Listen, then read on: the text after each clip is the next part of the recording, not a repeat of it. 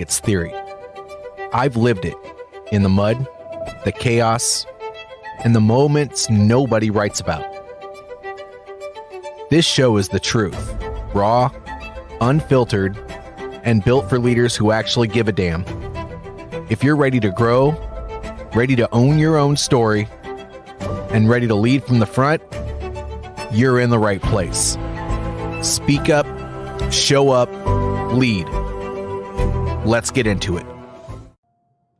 All right, let's get into it. Welcome to another episode of Speak Up, Show Up, Lead. I'm here for a Leadership Live edition. My name is JJ Hardy with my co-host here, Chris Pienkowski. How you doing today, Chris? Doing great, JJ. How are you? Well, life is good. Life is good. I have no complaints. I'm going to be working out after this, and it's going to be a good day. So I'm excited to talk about what we're going to be discussing today, because I think we've mentioned it in a few of our episodes, but I don't think we've actually had this as a straight up topic before. So I'm excited to get into it. We're going to talk about the phrase and the idea behind "that's how we've always done it," which, by the way, you already know this, Chris. That phrase drives me up the freaking wall. Yep. What do you think? Dude, me too. When I hear people say we do it this way because that's how we've always done it, that just screams to me like mediocrity, number one. Number two, like I really don't want to win in life. And number three, it's just like, dude, status quo is fine by me. Like I'm good just coasting along. And if you want to be a high impact leader, high impact individual, and we are talking about leadership here, you want to inspire your people. The last thing that you want to do is say, oh, we're doing it this way because we've always done it that way. Like that is the least inspirational thing that you can say to a group of people. Absolutely. And not only that, but just the mindset behind the phrase "that's how we've always done it" is, you're not looking to improve things. You're not looking to jump outside of your comfort zone. You're not looking to get better. You're not trying to do anything other than go with the flow and do whatever processes have already been put in place every day, whether they're screwed up, whether or not you hear from a bunch of people that things could be changed, or whatever the case may be. You're everything you said, plus just, I used to counsel people for saying things like this, or saying it's not my job, or something like that, just because that whole mindset is just counterintuitive. So counterproductive, counterintuitive, against everything I believe in. So, I know it's the same way for you. I'm just ready to unpack that. So I think the first thing I would like to point out with that is, growth. Yeah. Comfort kills growth. And so to unpack the statement, "that's how we've always done it," I think that's the first thing that probably needs to be brought up, because, doing something that's a little bit difficult, that's outside of your comfort zone, is always going to make you better. And it's always going to, well, it's just going to make things better. But in addition to that, if you're not willing to take advice on something or take action on something to make things a little bit different around the office, then you're not going to keep up with the times. Your marketing is probably going to suck. Gosh, just look at the past 5 to 10 years. In the past 5 years with AI, if you're not using the new tools that are coming your way, you're way behind the times. What do you think? Yeah, absolutely. Growth will never happen if you continue to do things the same way just simply because you've always done it that way. Yeah. I'm trying to think of the old saying of, like, good is the enemy of great. And even just being good, saying that, oh, we just do it this way because we've always done it that way, like, I don't even think that's good, let alone great. But if you're looking to make any kind of change in your life, if you're looking to do anything like outside of the norm, like You want to take it to the next level in whatever business, personal, relationships, you name it, you've got to do something different. Yeah. Now, sometimes doing something different might suck a little bit. It might be uncomfortable. But in my opinion, when it's uncomfortable, you know that something good is happening. Like Yeah. nothing comes from just being comfortable all the time. We all love to just sit and like, hey, if I can sit down on my couch on a Sunday afternoon and kick my feet up and relax for a little bit, that's fine. People enjoy that. And I'm not saying not to enjoy it. Like you don't have to be hustling all the time, but it shouldn't be your standard. Like every weekend, all I do is plop my ass on the couch and do nothing else. Yeah. Yeah. I mean, you're right. With working out, with anything you do, if you're just, snuggling into a couch or a chair and making yourself comfortable, you're not going anywhere. And when you're not growing, I think the saying is, if you're not growing, you're dying. So, Yeah, I mean, that's exactly it. yeah, Yes. yes. So the other part of that, when's the time that I always hear this statement is when I'm in the office and I'm having a conversation with somebody and saying, why do we do X, Y, and Z? It just doesn't make any sense. And then, I mean, you've been in these situations probably just as many or more times than I have because you've got a couple years on me or a few years on me. So, I Mhm. mean, that's when somebody looks at you and says, well, I don't know why we do that. That's how we've always done it. But what makes it even worse is when you take that to somebody who can, potentially do a process change and they just look at you like you're crazy. Why would we change something that's been working so well for so long? Right. And it doesn't matter what your argument is towards making that thing better. They just they're fighting it like it's the worst thing in the entire world to even analyze something to see whether that process is actually still good or if there's something that can be done there. And without doing that, I mean, my gosh, if that's the way they do everything, then when those ground those guys on the ground bring something to you, you're not going to listen. If those guys at the management level bring something up to their supervisor, whether it's a director or whatever the case may, they're not going to do anything. They're just going to say they're going to shut it down immediately.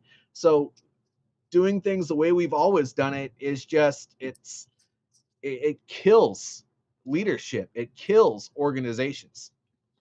Well, let's take that a step further Okay. because from a leadership perspective, right? You're sitting in the leader's seat, and when you're subordinate leaders or that you're walking through the shop floor or whatever, and someone raises a question to you and says, "Oh, hey JJ, I've been thinking about we can probably shave a day or two off of our production time if we do X, Y, and Z." And if your answer always is like, "Sorry, Joe, but we do it this way because we've always done it that way." Number one, it's not going to take very long before your people stop bringing these things to your attention. So you're going to stagnate. Your business will just, it'll, if it doesn't just flatline, it's going to decline. Yeah. But so that's just the one example of being open minded. Like, listen to your people who are actually out on the front lines. And when they say to you, "Hey, boss, I've got an idea about how we can be bigger, better, faster, how we can be 1% better every single day," the more you shut them down, number one, they're going to stop bringing that stuff to you. Number two, if they are high quality individuals, guess what? They're looking for another place who's going to take their suggestions and going to let them make improvements in the things that they do. Yeah. So you're really just shooting yourself in the foot by having this attitude of, "This is how we do it. So this is how we always do it." You've got to be always open minded. Hey, sometimes you may have the process so dialed in that you experiment, you talk it through, and you're like, "Hey, you know what? We actually were doing it to the best of our ability. There's no more juice to squeeze out of this lemon." Awesome. Keep rolling. But if you never experiment and you never squeeze that lemon, then you never know if you could improve. Yeah.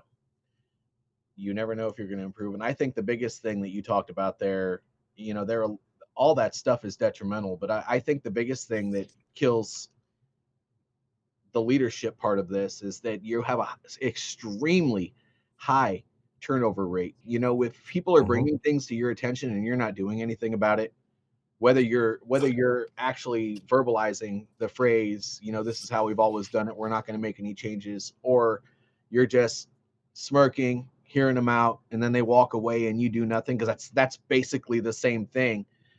People don't want to work for an environment where they're not heard. No. People they don't want to live in that sort of an environment. They don't want to work in that sort of environment. They don't want to exist in that sort of environment. There, that might work for some really, really small organizations. If it's like I don't know, if you were hiring a VA and that's really all that person does, maybe that'll work. I don't know. But even then, you should still listen.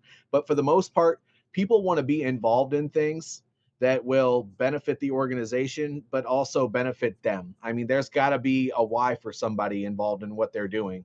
And if you're not giving them a reason to stay where they're working, their turnover is extremely expensive. I think the figure that I was that I keep on seeing for turnover is every single time you have to go and hire a new employee, it costs 1.5 a year's salary for that employee just to replace them, because of all the people they have to interact with when a new person is onboarded, and Mhm. they have to be trained. They have to be right seat, left seat sort of a thing. And in addition to that, there's the recruiting that goes into it and all of that. It's so many man hours. Why would you risk something like that just because you don't want to listen to people? Yeah. It's really short-sighted, and from a leadership perspective, that's really a great indicator of,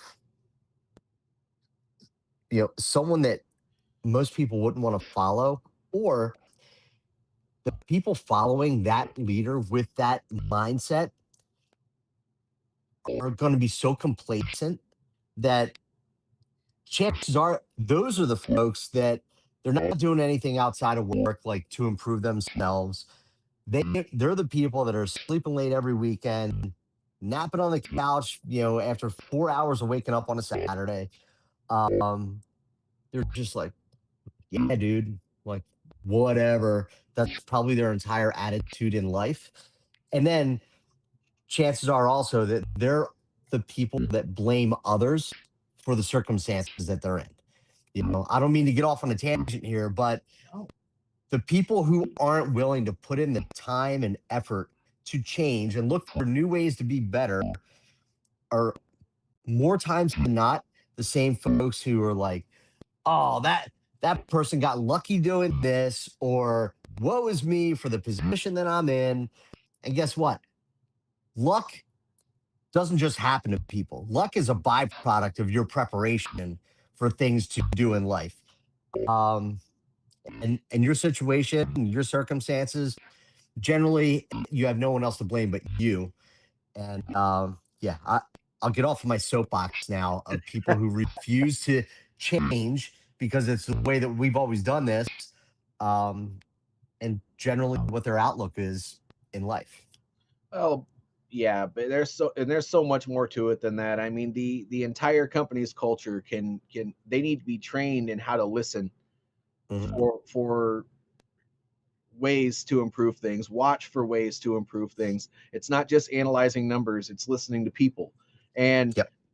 when when you are given an SOP and you're told do it this way, honestly, I've had so many people that have worked for me, and actually I was kind of this way when I first started becoming a manager as well. I was too scared to bring up new things because I wasn't sure how people were going to react to it.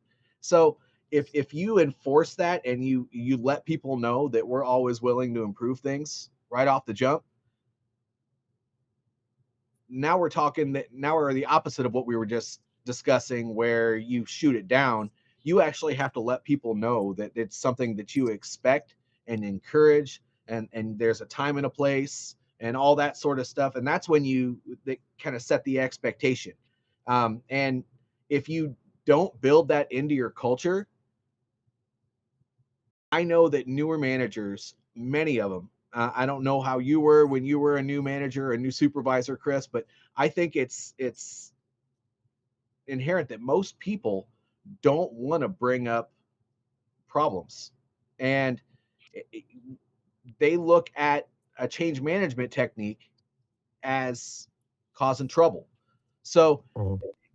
this turns from, now the organization might encourage this stuff, but how do you make sure that the employees and the junior managers and junior supervisors know that this is encouraged?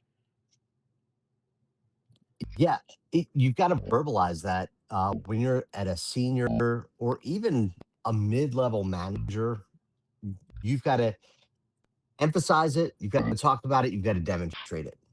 And if you're not doing those three on a regular basis, then yeah, those first-time managers are going to be hesitant. You're going to get those few people um, that bring it up, but they don't know how to bring it up. And Yeah. that's a position that I found myself in when I was, you know, we've heard me say this on this podcast so many times over 3 years. When I was a young idiot, this is how I did things. And when I was a young idiot, I was like a bull in a china shop. So I would come in and I would say, "Hey, why are we doing it this way?" They're like, "That seems totally non-common sense to me." And then I would get slapped, like, "Dude, that's not how you present a potential change," right? And then I learn from it.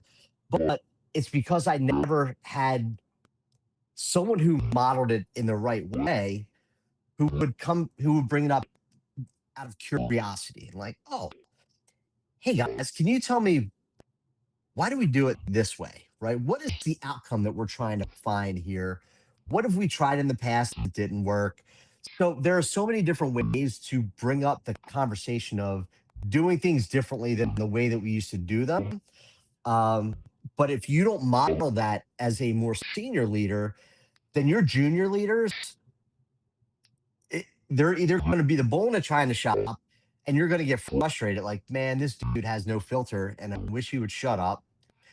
Or you're going to get someone who just totally shuts down, and they're like, "Oh man, it seems like asking questions in this job really isn't a good thing. So I'm going to keep my head down, do my work, and hope that I don't get in trouble."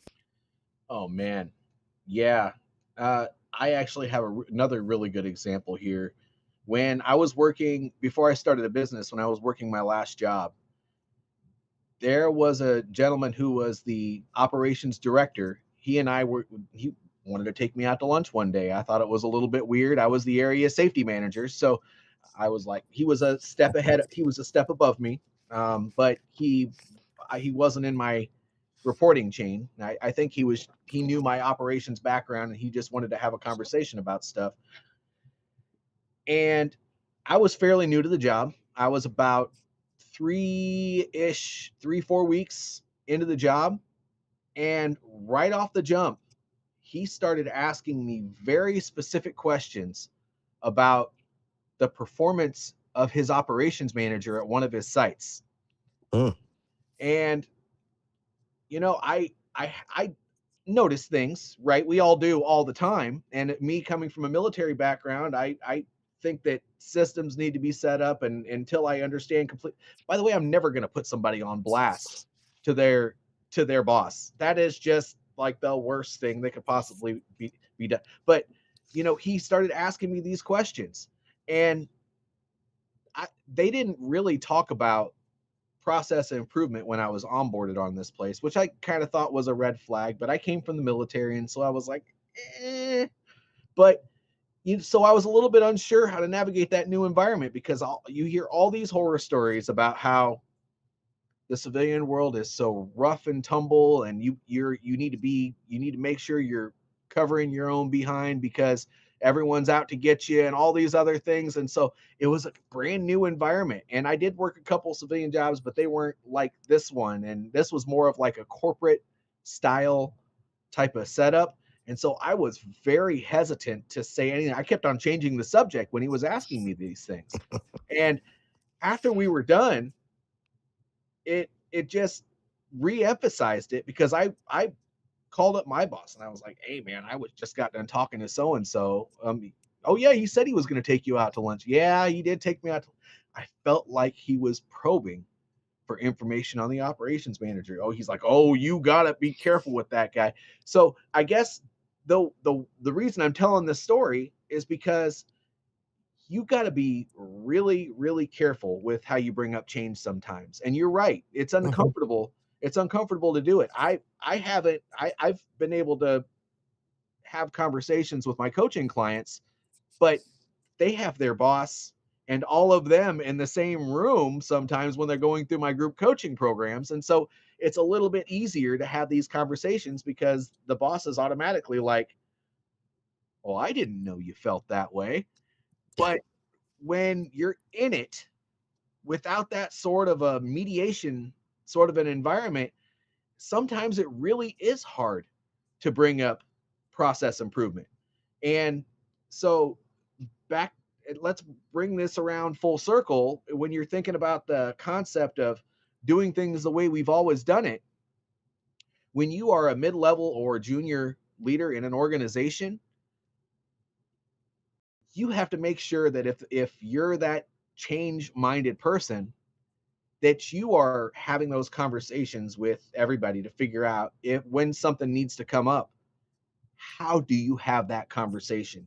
Because if you don't, and it's never brought up to you during your onboarding, in your counseling, in your process review, in your in your annual reviews or biannual reviews or whatever the case may be, you might actually not know how to bring that stuff up because you don't want to get somebody else in trouble. You don't want to potentially put your job at risk by saying something that's going to it's just a really, really tough situation. So that's we've encouraged this through all of our podcasts, Chris, but you have to Mhm. make sure that you have an open communication up, down, and middle, just like the podcast we did like 3 or 4 episodes ago. Because if you don't do that, then it's not just going to be how to bring up process improvement. You're going to have issues all over the place. And if you really truly have a um, change management mindset, then you got to make sure you're pushing that idea forward so that you can have these conversations. Yeah. And something you mentioned a few minutes ago is it's also about the culture of the organization, right? There are some organizations out there that they don't want to change. Mhm. And for some people, I guess that's fine. But they also have to recognize that by not changing, they're not growing, they're not evolving, they may not be around much longer.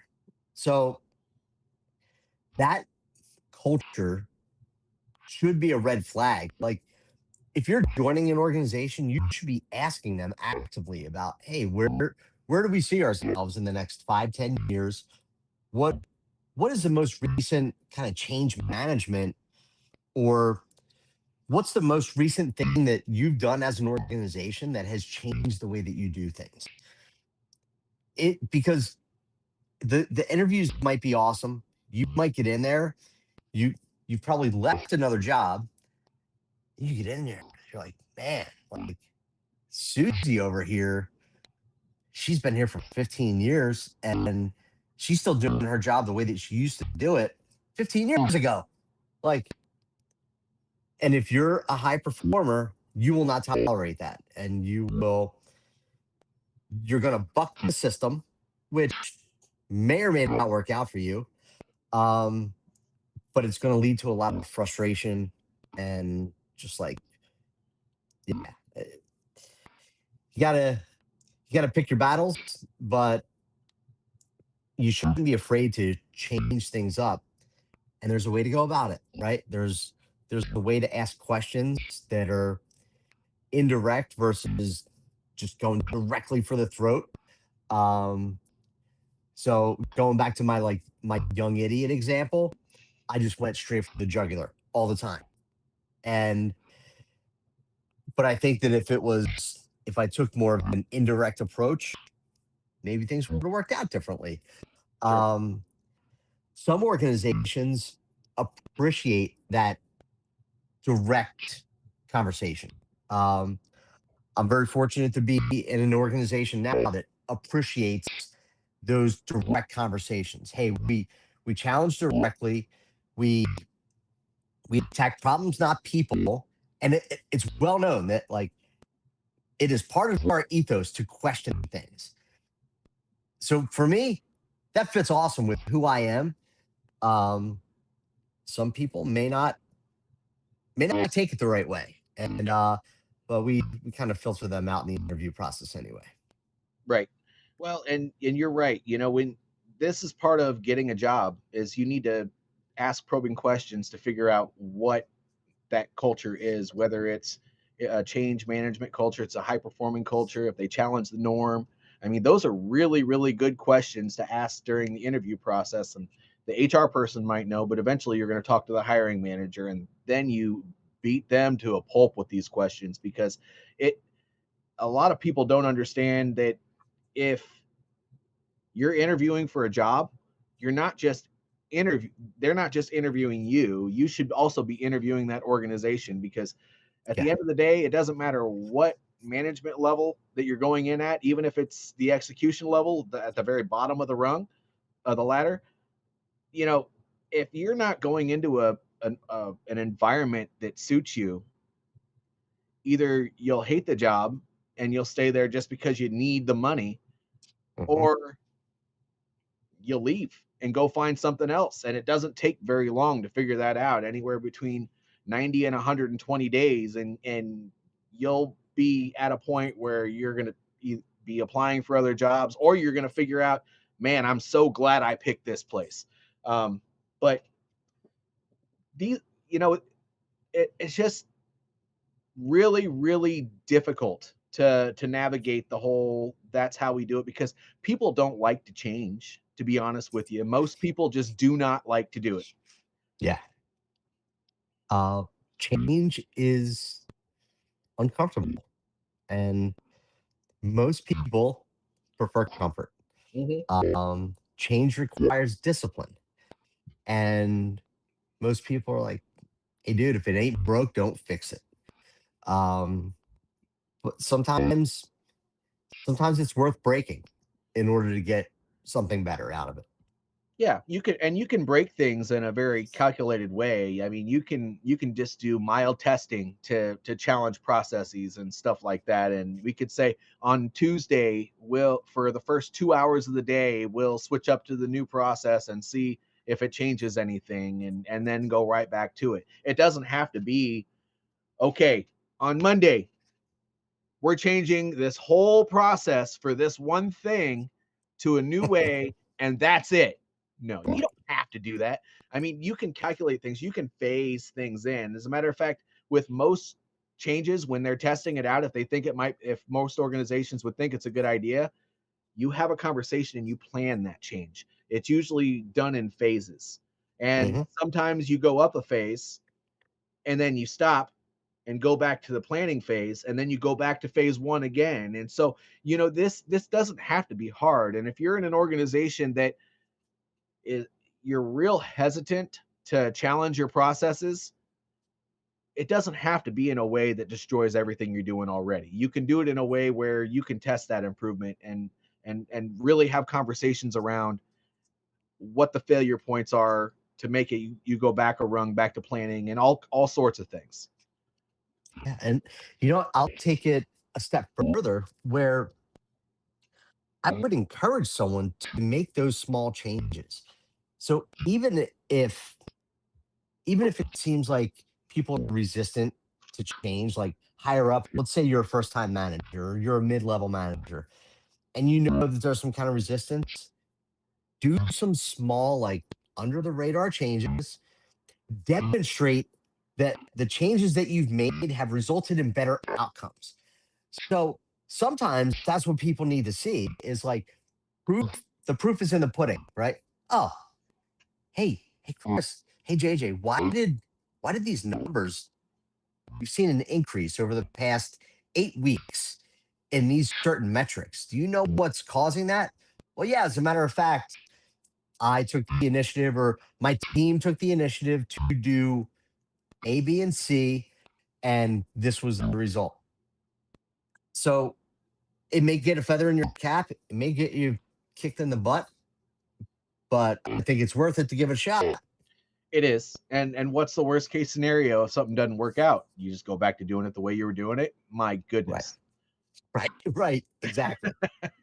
Yeah, you don't have to burn the boats. No, you don't. Like, But at the end of the day, nothing happens without being intentional. No changes Yeah. happen without being intentional about it. So when it comes to the idea of doing things the way you've always done it, and you are nervous about the idea of making those changes, just remember, as long as you do it in a way where it can be reversed if it has to be, you're really not hurting anything. It's the kind of like going on vacation. You never go on vacation because you're afraid that the whole workplace is going to fail. Right. Well, try it. You might be surprised that Yeah. you're not as important as you think you are. Or maybe your team is more competent than you think they are. That's right. Well, we're at the end here, Chris. Do you have any closing comments before we wrap this up? Yeah, my closing comment is if you're not willing to experiment and try to do new things, then you're never going to know what the true potential is of what it is you're working on. So I would say that comfort kills growth, and a little discomfort could have tremendous returns on that investment. So go out and change something. Yeah, and I agree. And I'm going to add to that by saying, don't be closed-minded. You never know if something's going to work unless you try it. Yep. And you know, don't be that type of person in your organization that just writes off every suggestion with "that's how we've always done it," because you're going to lose trust with people, because they're going to be like, "Oh my gosh, that guy pigeonholes himself. I'm not talking to him." Hmm. And any number of things. I mean, you could be screwing up your retention numbers and not even realizing it, and then complaining that you constantly have to bring new people on board. There's any number of things. So just keep an open mind. I mean, you never know what's going to happen until you try.